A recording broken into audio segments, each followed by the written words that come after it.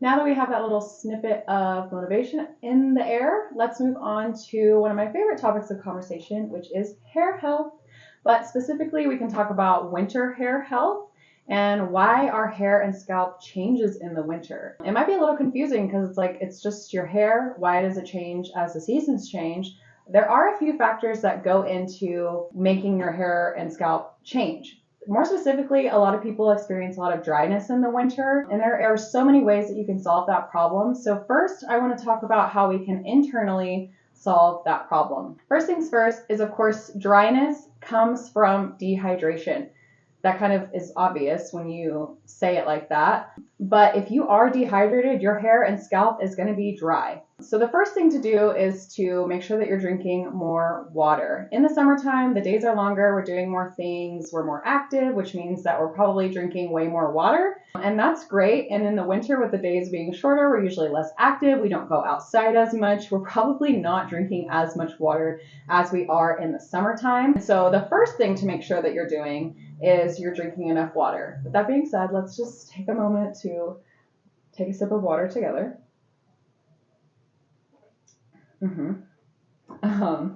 So obviously, hydrate yourself. Seriously, hydrate yourself. But now we can move into something else, which is also internal, and that is circulation. Circulation can drastically change your health internally and externally. Because in the wintertime we are less active and we're doing less things, most likely. Some people, they are still just as active in the wintertime. But for the most part, a lot of us are kind of in more of a dormant period in the winter, which can mean that our circulation has decreased a little bit. And whenever our circulation is not performing at its peak, that can cause things like tension, and that can also affect our hair growth and lead to stress and all of these things. So improving your circulation is a really awesome way to improve your overall hair health. And there are certain ways that you can improve circulation. One is by massage, which we'll talk about hair oiling and massaging your scalp in a little bit, but massage in general is really a great way to improve your circulation. I really like looking up lymph node maps on your body. There's so many lymph nodes all over your body, and if you activate those, it can really help improve circulation. Of course, scalp massage for your scalp. I really like massaging my décolleté area and then kind of like my arms. Just improving that circulation in the upper body, especially the areas that are above our heart. That can really drastically improve your hair health. Isn't it crazy how the internal things can affect our external things? It's almost like our body is one thing. That's really crazy. Some other ways outside of massage to improve that is just being more active. Like I mentioned, we are typically less active in the wintertime. So just making sure that you're stretching or going on a walk or even hitting the gym if that's your jam is a really important way to improve circulation. Now, another way to improve circulation, which might be controversial, but I don't care, is taking a cool shower. It really, really helps improve blood flow. I've been taking cool showers for a while. I started in the summertime because that's when it's warm. And then I kept doing it in the winter, and it's really tough some mornings, but I have noticed that it does help my circulation. It really does. So taking cooler showers can improve your circulation, which can improve your overall hair and skin health. Another thing with taking cool showers that goes with the topic that we mentioned before of dehydration is it can help retain moisture within your hair and skin. If you're taking really hot showers, there are some benefits to hot showers.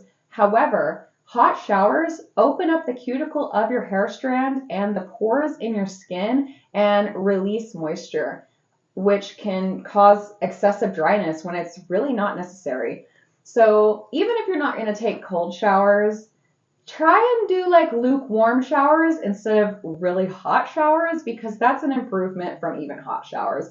I will discourage most everyone from taking hot showers in general, but if you can't take cold or cool showers, just go for like a warm shower. I like getting my cool shower and like splash water on myself to kind of get myself adjusted and then just have to jump in. And then eventually it's fine. But yes, try and take cooler showers if you can. If you can't, that's fine. You just have to really stay up on your hydration game. So now let's move into some external things that you can do to improve your hair health in the wintertime. One of those things that I have been so obsessed with lately is hair oiling. I have talked about this quite a few times on my Instagram page already, but hair oiling is just exactly as it sounds. It's oiling your hair, but more specifically, it's oiling your scalp. We're not putting oil on the ends of our hair. Our hair strands don't absorb oil in the same way that our scalp does, so it's really not beneficial to put oil directly on your hair strands. It's more beneficial to put it on your scalp. I really love this scalp distributor or scalp oil distributor. It's linked in my Amazon store, which I'll have all of these links in, or a bunch of links, I guess, in the description of this video. I have been oiling my hair for a while now, and I have definitely noticed so many benefits to it. Like, my hair doesn't get dirty as quickly because it is more nourished and more hydrated. My curls or waves or whatever you want to call them, they're doing great. They're doing fantastic.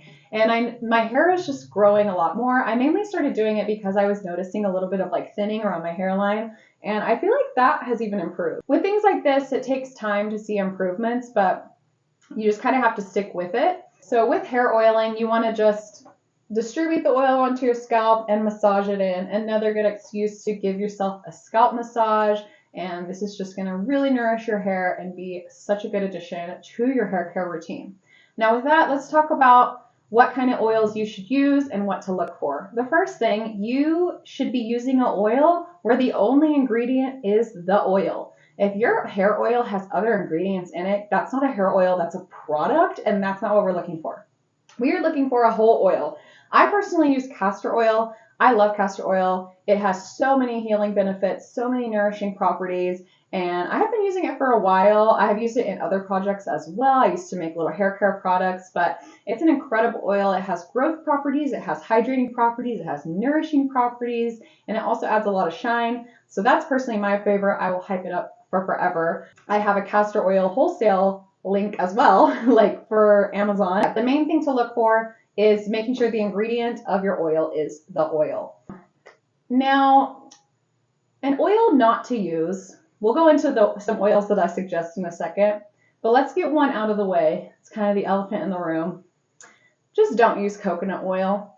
It's really, the molecules are too big for the hair strands, as well as coconut oil has stripping properties. You can use it for pulling plaque out of your teeth. I don't know if you've ever heard of coconut oil pulling, but it literally is just not the kind of oil that we want to go for when we're looking for a nourishing and hydrating oil.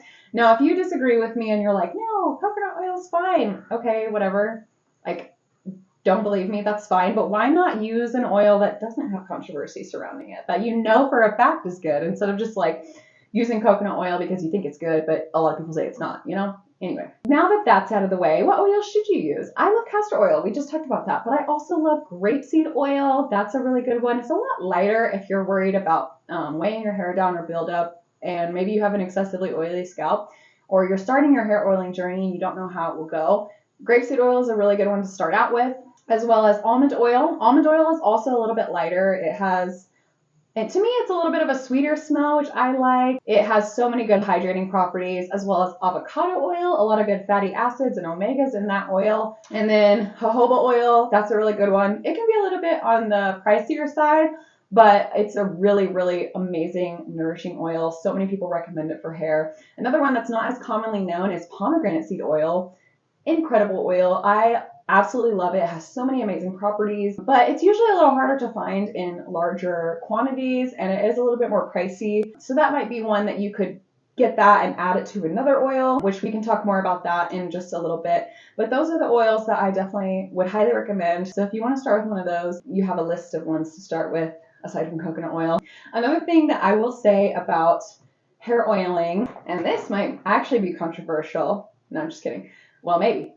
Is you can literally get the oils at the grocery store. You can get them at the grocery store. Isn't that crazy? You can literally go to your grocery store and find grapeseed oil. Some people might be like, that's cooking oil. What? And I'm like, okay, but if the ingredient is the oil, I don't really see a problem with it. That's just me. But I'm also a certified cheapskate, so I'm always looking for like convenience and affordability when it comes to my life. So I think that if you go to the grocery store and you see grapeseed oil and you just want to pick it up, you should do it because I don't see the harm in that. If the ingredient is the ingredient, the ingredient is the ingredient. To further elevate your oiling experience, as I mentioned earlier, you can add other oils to your whole oil.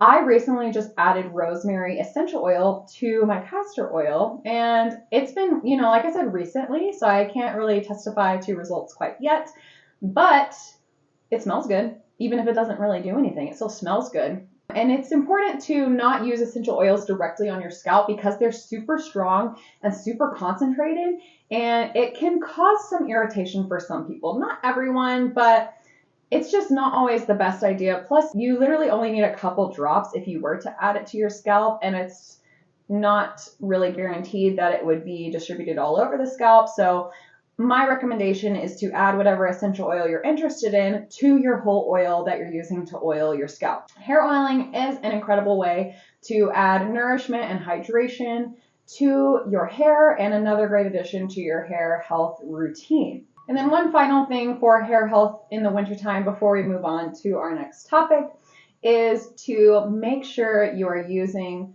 leave-in conditioner and conditioner every single time you wash your hair.